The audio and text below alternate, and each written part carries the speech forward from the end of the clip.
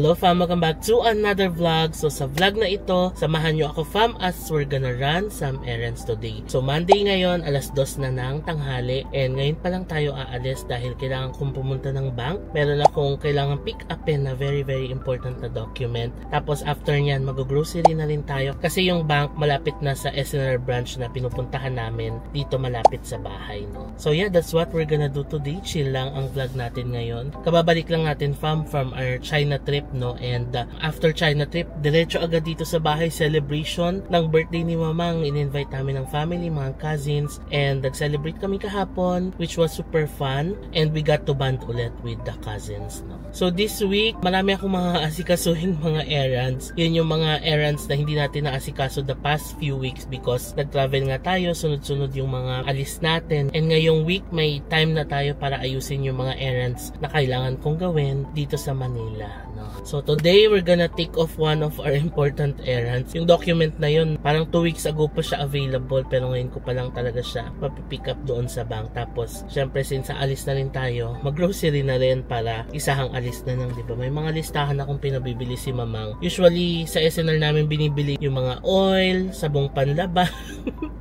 Oo, kasi mas nakatipid talaga fam kapag sa SNR mo siya binili kasi bultuhan yung mga items, no? Yung mga mantika, toyo, suka, yung mga ganong basic necessities dito sa bahay, doon namin siya binibili. So yun, nilista ko lang siya para may guide tayo mamaya kung ano yung mga bibilin. So yeah, ang haba na ng story time ko. Ready na tayong umalis. So may dala lang akong envelope. Tapos ito lang ang ating bag na dala. Yung bag ko, grabe, walang kalaman-laman. Okay, let's go! Samahan niyo ako fam sa chill vlog na ito. Si Sasuke andyan mahabol sa akin. So yun, pag si Sasuke, pag sinabihan mo naman na Sasuke, dyan ka lang ha, sumusunod siya, hindi siya lalabas ng gate. Anyway, halika na, mag-drive na tayo papunta sa bank.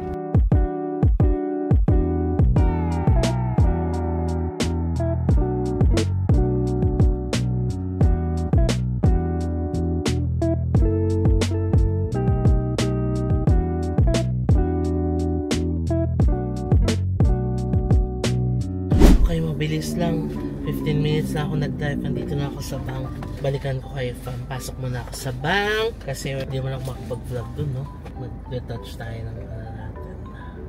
Ang cute pala nung gamit kong balm ngayon fam, GRWM or Get Ready With Me Lip Boost Sheer Balm. So yeah, maganda siyang lip balm. Ayan na, diba? Gusto nyo rin ba to fam? Ayan, tag ko sa baba, maglagay ako ng link. Anyway, tala na, balikan ko kayo.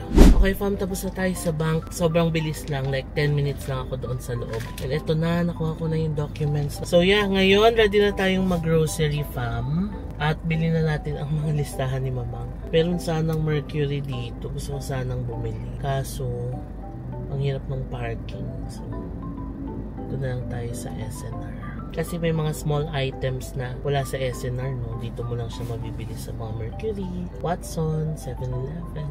Ang gana ng panahon ngayon, kanina umaga ang taas ng araw, tapos saglit biglang umulan. Tapos after 5 minutes, natapos yung ulan. Ang taas na naman ng araw. Hanggang sa makaalis ako kanina. Tapos ngayon, biglang bumuhos na naman yung ulan. Tapos after 10 minutes, nawala na ulit. Pero yung buhos kanina, ang lakas. Sobrang buhos talaga. Anyway, nintay ko lang makalabas. Medyo traffic. Medyo mahirap talaga yung parking dito sa area na to. Ayan, makakalabas na ako ng parking. Okay, let's go to SNR naman fam.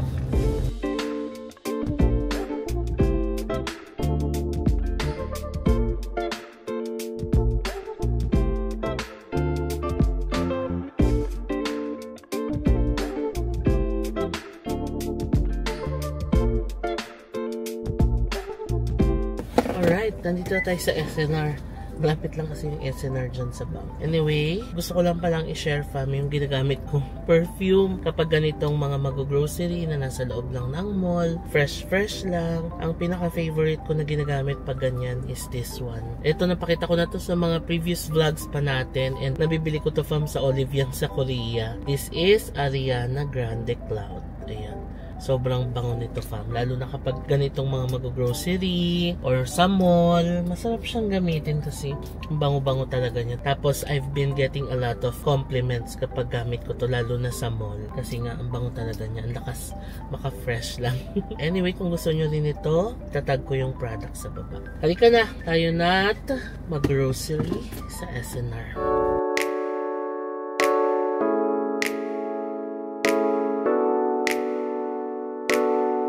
Ito, let's buy this. Kasi favorite nila mamang na merienda to. Buy one, take one na ring cake at $3.79. Kuha tayo ng marble and chocolate. Now, kuha naman tayo ng gatas ni mamang Anlin. Here. Anlin Gold.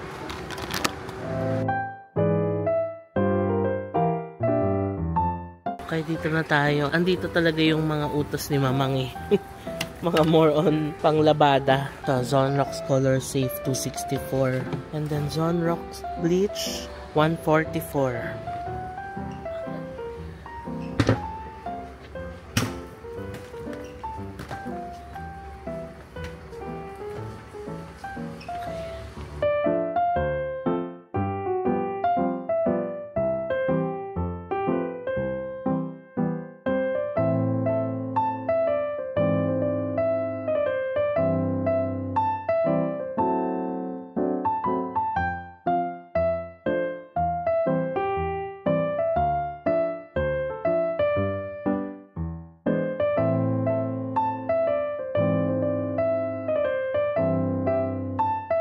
Ito, fam, let's get Spam. Kasi ito, favorite to ng mga cousins.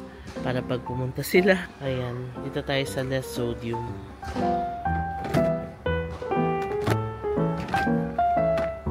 Let's also get Pancit Canton. Pero ang gusto ko is yung yellow eh. May original. Pero let's get this one na lang din.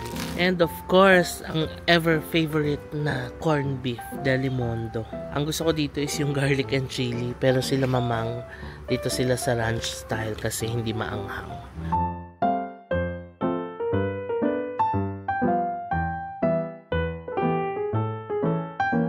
This one I'm buying for kasi paborito talaga ito ni Baby Zack.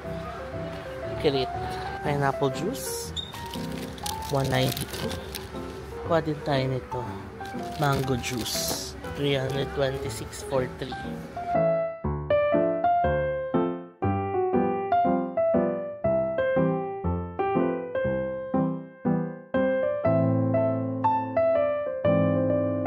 Now, let's get chicken wings. 667. Yan, ang big packs. More savings.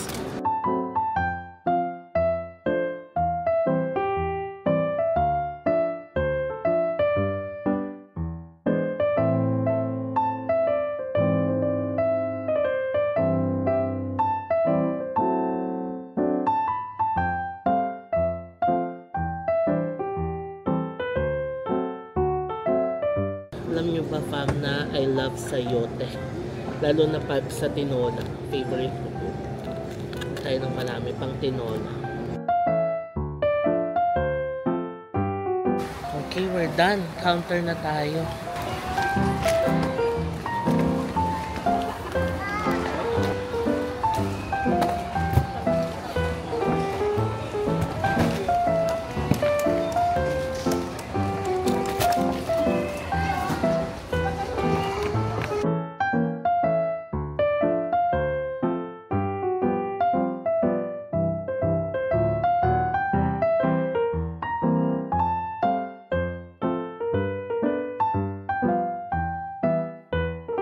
Okay, fam, tapos na tayo mag-grocery. Nilagay ko muna yung cart doon. So, order ako ng 1 slice ng pepperoni pizza.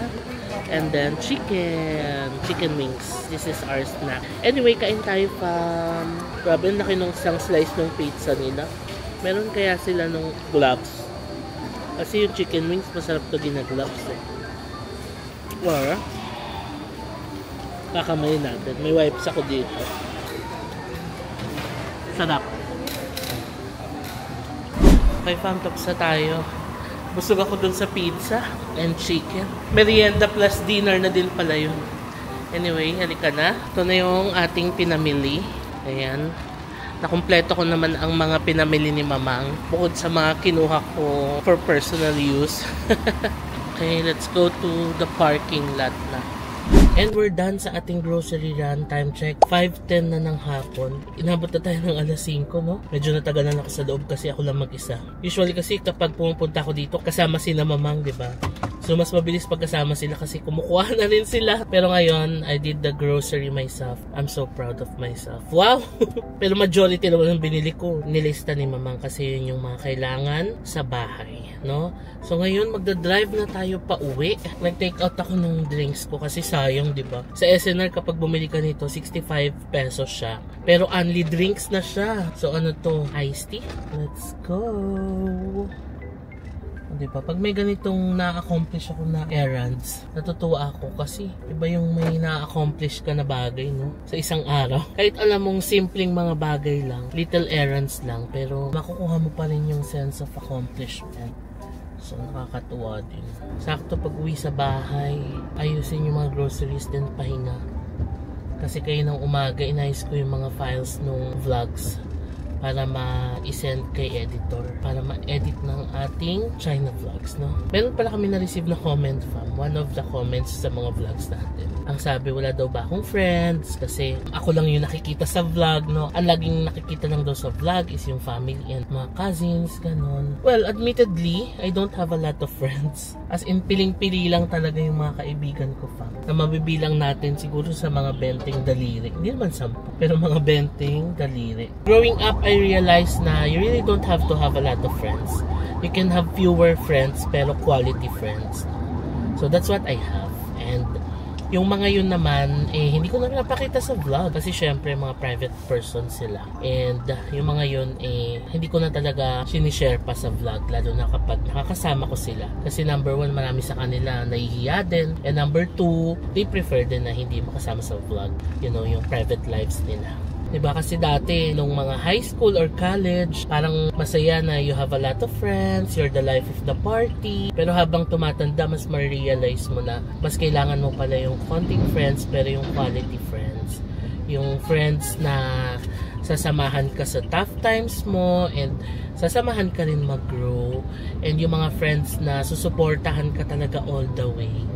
No, may mga ganong tao na they will support you all the way sa lahat ng gusto mong gawin.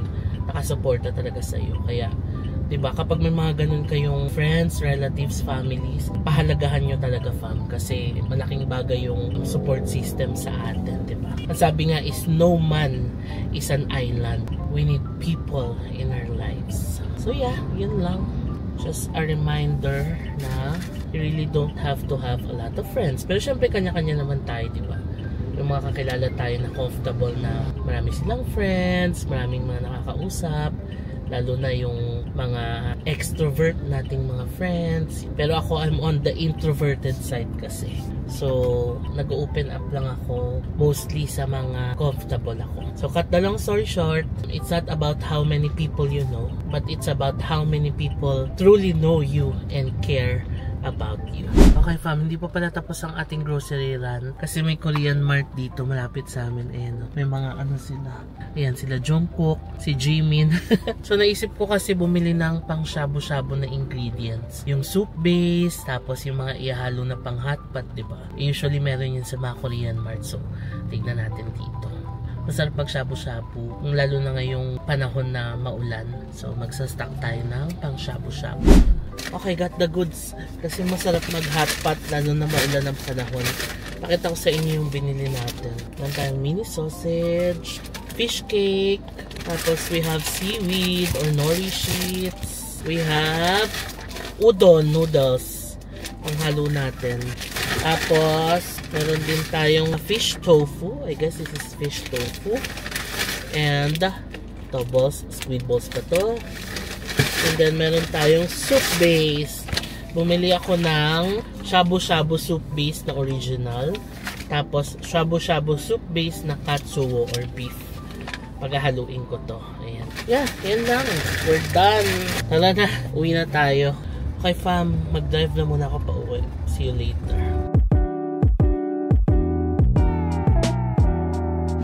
Hello fam, so it's the next day today, alas 3 na ng hapon. And hindi ko na kayo nabalikan kagabi. Kasi pag uwi natin fam from grocery, diba, bumili pa ako ng mga items from the Korean Mart na malapit dito. Pag uwi ko dito, ang lakas ng ulan. So what we did, in-unload agad namin yung mga groceries. Tapos umakit na ako sa taas and nag-Disney Plus na ako. Pag ganyang malakas ang ulan, ang sarap magkulong sa kwarto, no? Tapos panonood ka ng favorite series mo, TV show or movie. So yung pinapanood ko ngayon is Grey's Anatomy. I know matagal na siya pero nagustuhan ko yung story niya and super habang series niya. Nasa kalagitnaan ako ng series. So yun yung pinapanood ko ngayon.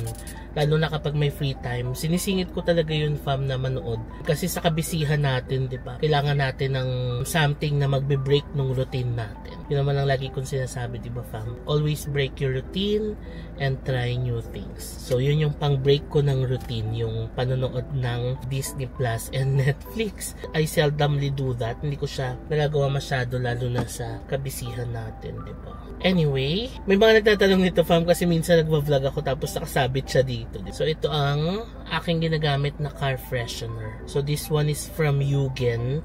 Maganda to fam kasi ayan o, volcanic rock ang tawag sa kanya. Tapos papatak mo lang, yan to.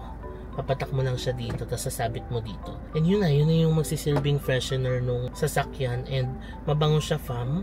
Yung ibang mga friends ko, kapag sumasakay dito, tinatanong nila kung ano yung freshener sa sasakyan kasi nababanguhan sila. So kami din ng fam, gusto rin namin to, Yugen. Ang tawag pala sa kanya ay Aromatic Volcanic Stone Set. And ang scent na napili ko ay Inspire. Ayan, mabango siya fam. Pero kayo, pwede rin kayo mag-try ng ibang scent. So kung gusto nyo rin maglagay nito sa mga car ninyo, try nyo fam kasi mabango siya and long lasting. As in, isa or dalawang patak lang, tumatagal siya sa akin ng 3 weeks to 4 weeks, ganun katagal. Tapos hindi siya masakit sa ilong and tamang-tama lang yung pagpapabango niya sa sasakyan.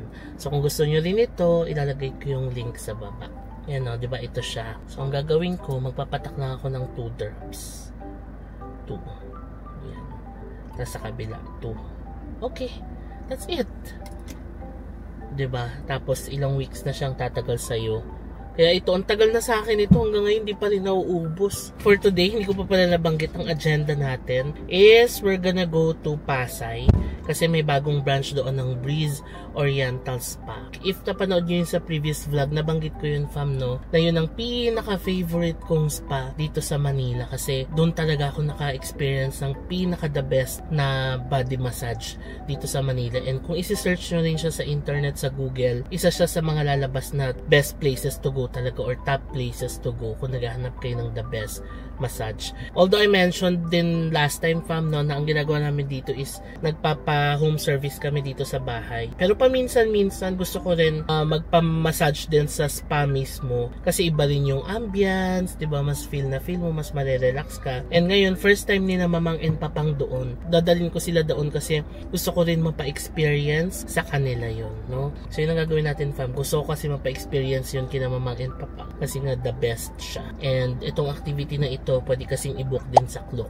So nag-book na ako sa Klook tapos itinawag ko na lang doon para ma-reserve yung slot namin. So yun, this is part of breaking the routine kasi palagi kami nagpapa-home service dito eh. So yun, maiba naman, doon naman tayo sa spa. Dito na kami fam! Hello! Yan si Papang. Ang maganda dito sa Breeze, sa Pasay branch nila, yung parking nandito lang mismo sa likod ng spa. So ito na yung spa. Ayan, paglabas natin siya. Ito na siya fam, o Breeze. Napakita ko na to sa previous vlogs natin. Pero doon tayo nagpamassage sa Makati. And yung isang vlog sa may BGC. Pero na-try ko na dito once. Super okay din. And ito yung itatry natin, yung Detoxify Oil Massage. Essential Balance. Ayan. Let's go. Ayan sila. Tapos na kami fam, super sarap, the best. Ayan sila Papang. Detox. Sarap ng stone. Sarap. The best.